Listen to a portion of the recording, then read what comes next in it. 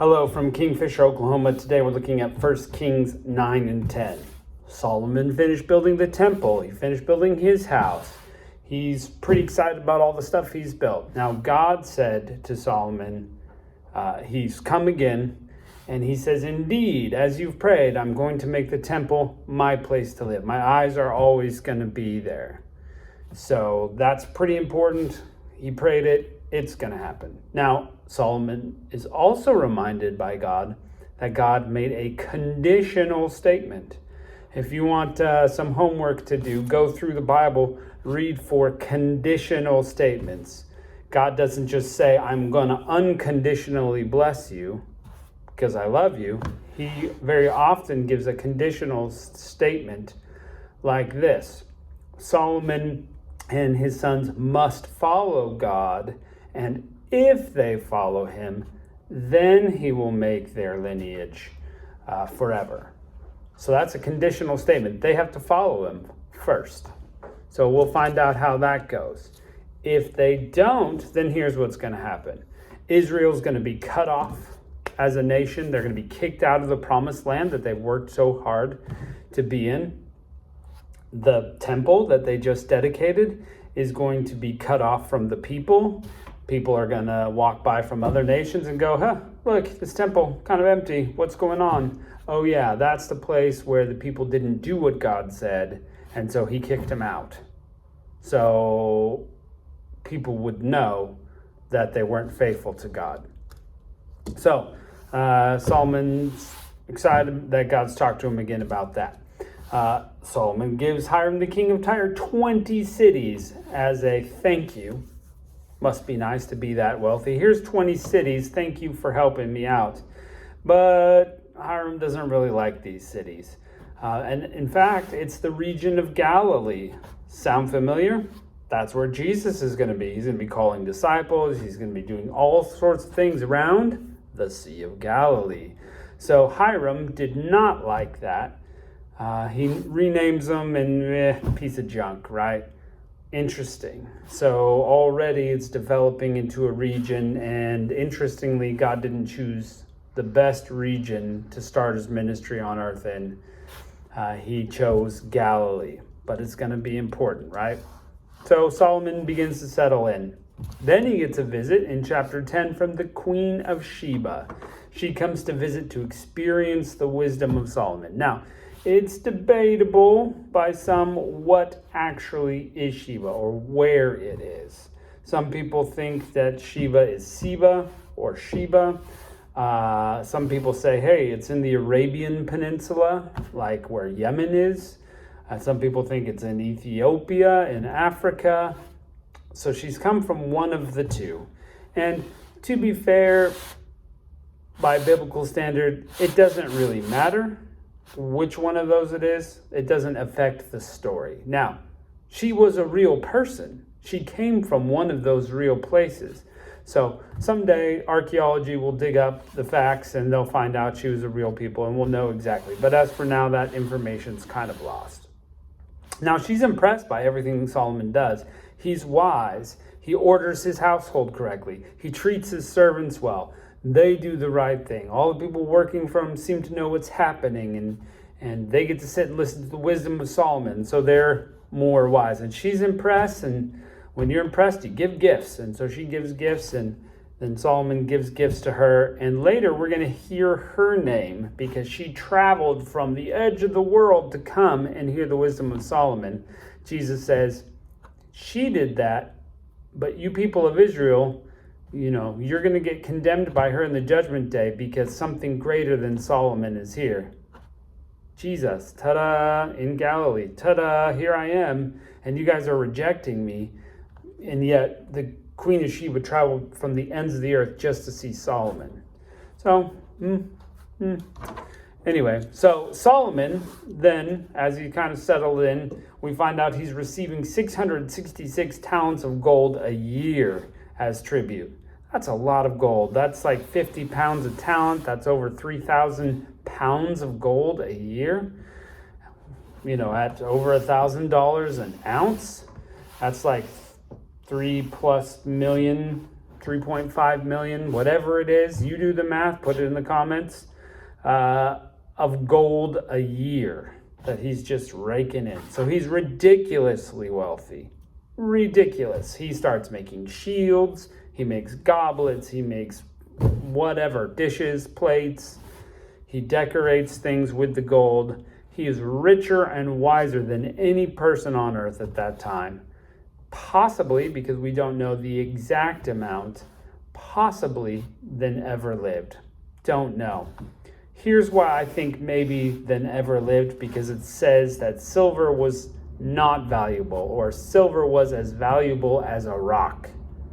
It was so common. So there's so much silver coming in through Israel that people are like, well, silver, don't need that. I'm gonna cover my garden with silver because it's about as valuable as a rock. Wow. He's got it all going on. He's rich, he's wise, he's got a great house, he's next to the temple of God. He's got it all going on, or so it would seem. Stay tuned, sports fans. We'll find out how Solomon does with all that wisdom and wealth. In the meantime, chapter 9. It came to pass when Solomon had finished the building of the house of the Lord and the king's house, and all Solomon's desire which he was pleased to do, that the Lord appeared to Solomon the second time, as he appeared to him in Gibeon. And the Lord said to him, I have heard thy prayer and thy supplication that thou hast made before me, and I've hallowed this house which thou hast built, to put my name there forever and ever, and mine eyes and mine heart shall be there perpetually.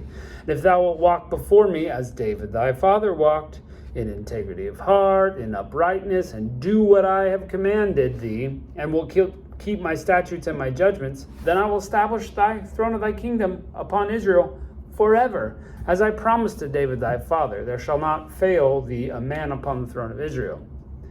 But if ye shall turn at all from following me, ye or your children, and will not keep my commandments and my statutes which I have set before you, but go and serve other gods and worship them, that's going to be a sticking point. Then I will cut off from Israel out of the land which I have given them, and this house which I have hallowed for my name will I cast out of my sight, and Israel will become a proverb and a byword among all people. And at this house, which is very high, everyone that passed by shall be astonished, and shall hiss, and they shall say, why has the Lord done this unto the land and to this house? Hiss. And they shall answer, because they forsook the Lord their God, who brought their fathers forth out of Egypt, and they've taken hold upon other gods, and worshiped them, and served them. Therefore the Lord has brought them to all this evil. And it came to pass at the end of 20 years, when Solomon had built the two houses, the house of the Lord and the king's house. Now Hiram the king of Tyre had furnished Solomon with cedar trees and fir trees, and with gold according to all his desires. Then the king of Solomon gave Hiram 20 cities in the land of Galilee. Hiram came out of Tyre to see the cities which Solomon had given him, and they pleased him not. He said, what are these cities which thou hast given me, my brother? And he called them the land of Kabul to this day. And Hiram sent the king 60 talents of gold, 120 talents of gold. And this is the reason of the levy which King Solomon raised, for to build the house of the Lord, and his own house, and Millo, and the wall of Jerusalem, and Hazor, and Megiddo, and Gezer. And we find out in Ecclesiastes that he set his mind to build all sorts of things, but it didn't satisfy him. For Pharaoh king of Egypt had gone up and taken Gezer and burnt it with fire, and slain the Canaanites that dwelt in the city, and given it for a present to his daughter, Solomon's wife. Solomon built Gezer and Beth-horon, the nether, and Baalath and Tadmor in the wilderness in the land, and the cities that of store that Solomon had, and the cities for his chariots, and the cities for his horsemen, that which Solomon desired to build in Jerusalem, and in Lebanon, and all the land of his dominion, and all the people that were left of the Amorites, Hittites, Perizzites, Hivites, and Jebusites, which were not of the children of Israel, their children that were left in the land, whom the children of Israel also were not able to destroy, upon these did Solomon levy a tribute of bondservants unto this day. So they became bondservants. They just had to do what it was. But the children of Israel did Solomon not make bondmen, but they were men of war, and his servants, and his princes, and his captains, and the rulers of his chariots and his horsemen. So they got the better jobs. These were the chief of the officers that were over Solomon's work, 550, which bare over the people and wrought in the work. But Pharaoh's daughter came up out of the city of David unto her house, which Solomon had built for her. Then did he build Millo. And 3 times a year did Solomon offer burnt offerings, peace offerings upon the altar, and upon which he built to the Lord. And he burnt incense upon the altar that was before the Lord. So he finished the house. He was supposed to go up 3 times a year. That's part of the law. And King Solomon made navy ships of Ezion Geber, which is beside Eloth, by the shore of the Red Sea, and in the land of Edom. And Hiram sent the navy his ships, shipmen that had knowledge of the sea, and the servants of Solomon. They came to Ophir and fetched from thence gold 420 talents and brought it to King Solomon. So it's good trade going on. Chapter 10, when the queen of Sheba heard about the fame of Solomon concerning the name of the Lord, she came to prove him with hard questions. She came to Jerusalem with a very great train, with camels that bear spices, and very much gold, and precious stones. And when she was come to Solomon, she communed with him all that was in her heart. Solomon told all of her questions. There was not anything hid from the king which he told her not.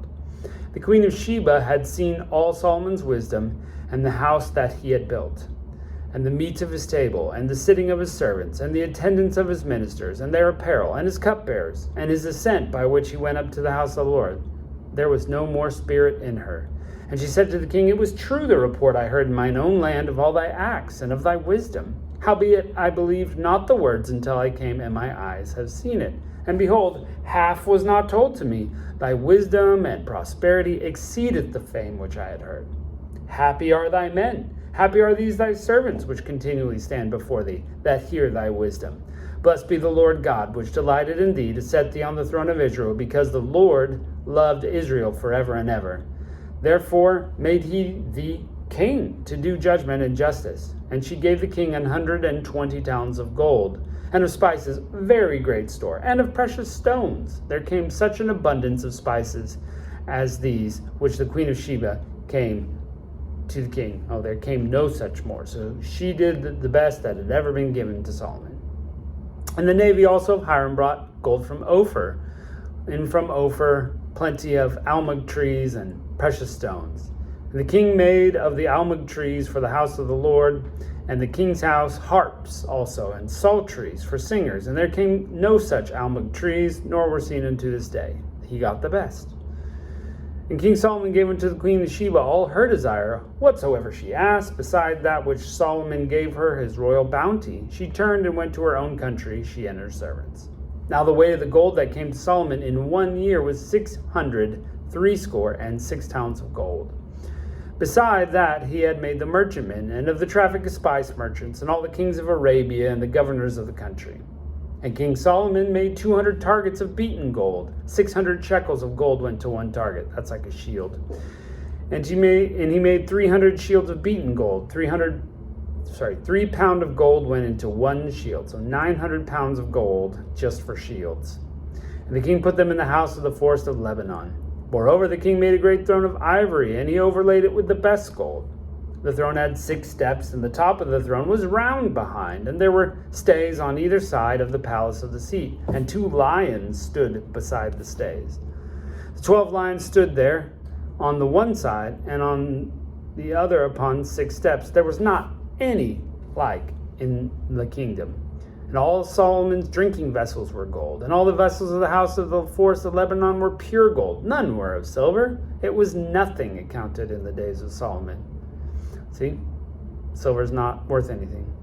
For the king had at sea the navy of Tharshish, and the navy of Hiram. Once in 3 years came the navy of Tharshish, bringing gold and silver and ivory and apes and peacocks. He was going to make a zoo.